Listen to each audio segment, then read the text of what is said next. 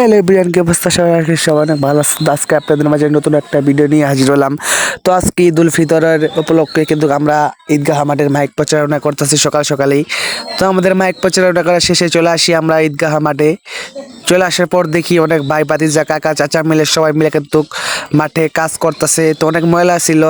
তো কালকে বৃষ্টি হওয়ার কারণে কিন্তু ময়লা পড়ে মাঠটা অনেক পরিমাণ ক্ষয়ক্ষতি হয়ে যায়। তো এটা পরিষ্কার করার জন্য সবাই মিলে চলে আসে পাশের বাড়ি থেকে। তো এখানে মাঝে মাঝে পানি আটকার কারণে কিন্তু এখানে বালি দেওয়া হইতাছে। তো বালি দেওয়ার পরে এটা একটু শুকানোর পরে কিন্তু উপরে চট পারবে। তো গত ঈদে মাইক ছিল একটা, ঈদে মাইক দুইটায় মাইক নিয়ে আসলাম সাউন্ড বেশি হওয়ার কারণে। তো মাঠে যার যার মনে কাজকাম করতেছিল মন খুলে আল্লাহর জন্য। তো কাজকাম শেষে আমি বের হয়ে যাইতেছি বাড়ির দিকে।